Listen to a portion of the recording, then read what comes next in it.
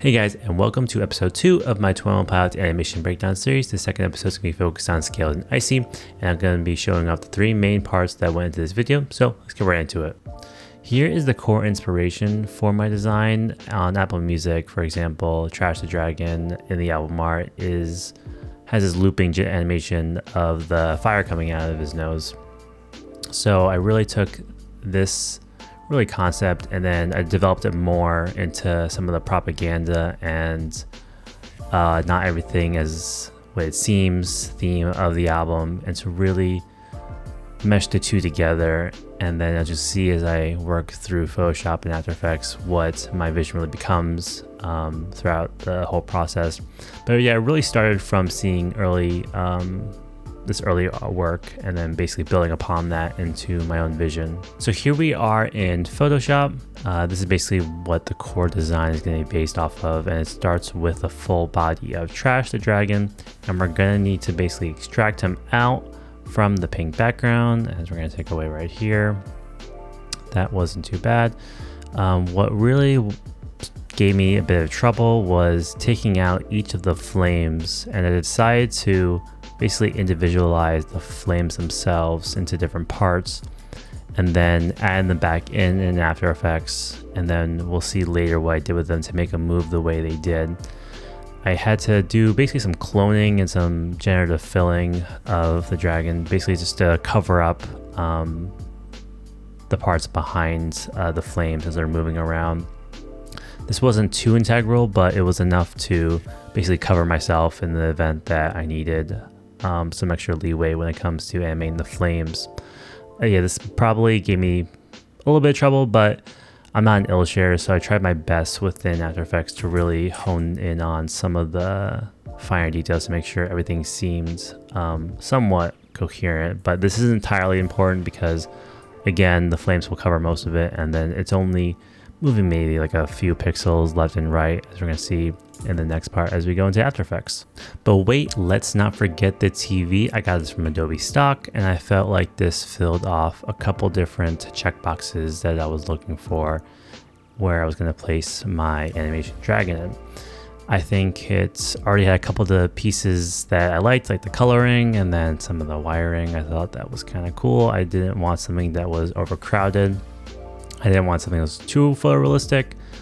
I also experimented with some retro TVs, but I ended up with this one because this had kind of a charm and a vibe that I was really liking when it comes to some of its finer details. It wasn't super hyper realistic, which I wasn't really trying to go for. And yeah, I basically just cut out the middle part of it and then imported to After Effects. So here we are in After Effects, and let's get right to it. We imported all of our assets, the images when it comes to each of the flames, and then different cutouts for the dragon. So here we are in the initial TV screen comp. There's a couple different elements when it comes to both the eyes. They're going to be glowing red, a sign of scary things. And then we got some of the flames, which I had a wave warp pinned to all of them, and then they're all moving in the direction of the flame itself, moving upward. I was honestly surprised how well this turned out because I wasn't too sure I was able to get this flame thing really to look realistic. I'm not an illustrator by any means, but I think I did a good job at being able to mask out the bottom behind the flames to make it look like they are moving well, because that was one of my maybe bigger concerns before taking on this project. But yeah, once this piece was completed, we moved on to the CRT effect, which, as you can see, has a couple different elements when it comes to both the overlay and then some of the imperfections that CRT TVs had back in the day. I did use a really good tutorial from Envato on YouTube, which I'm going to link down below. And the final piece was, honestly, I'm surprised how well this came out. I had to do a couple of revisions a little bit later. I more recently did some revisions to really perfect it, and I think the final piece looks really great. I'm really proud of how it all came together in the end. But I'm basically going to shorten that tutorial down right here. You basically start with some pixels you draw out, and then you're basically scaling them up, and then you're extending them out. And then this is going to be basically your overlay that you're going to be putting over your footage, where you split the red, green, and blue footage, and then your pixel grid. And then this one determines how dense the footage gets as my computer turns into a jet engine trying to render all of that out.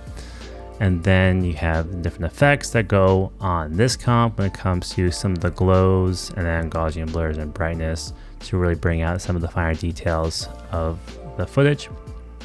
And then once this comp is done, you bring it to another one when it comes to the footage, where you really add some of the CRT TV imperfections when it comes to some of the dirty tape effects. And then you got some distortion, where it's bouncing left and right, and then you got some brightness, some flaring up and down, and then a little bit of noise, of course, and then some blur, because we love Gaussian blurs. And my computer is not happy with me right now. But yeah, this was loop and comp for the most part.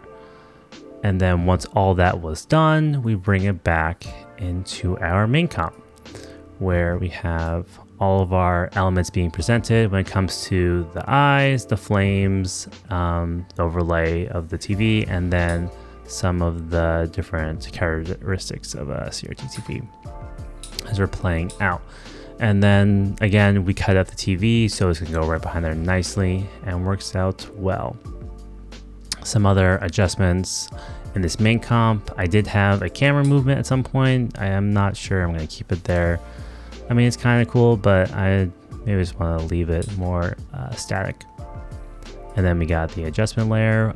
If needed to make it to brighten it, maybe I'll keep it, maybe I won't. But yeah, this is only rendering it half when I play it down, so it's not showing the full picture. To really start and end the comp, I had to scale specifically the TV footage to how an old TV would work out, basically where it comes out with like the white line and then expands out. We got the lightness and a scale to basically shrink the comp down and also whiten out, and then that gets lowered as it gets to a full picture, and then it plays out, and then just time reverse the keyframes, and then it goes back down and across, and then done, and then it loops back. I always try to, for this 21 Pilots videos specifically, I tried making them loop seamlessly. And we got some music in the background. That was for more personal touch to it, but I won't have that played out now. And it was also important to show one of the earlier designs that I had for this piece. This was made about, I would say, almost a year ago at this point, late half of 2023.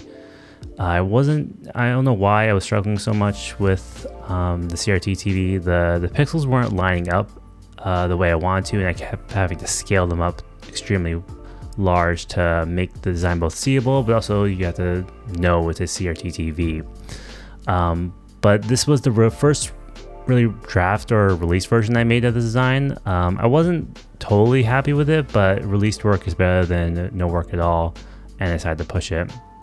I also had the dragon a little bit smaller than it should have been. I really should have just enlarged it so you could see the fuller picture. But yeah, this one is the current version I have right now is a revised version, and I'm really happy with how this one came out overall.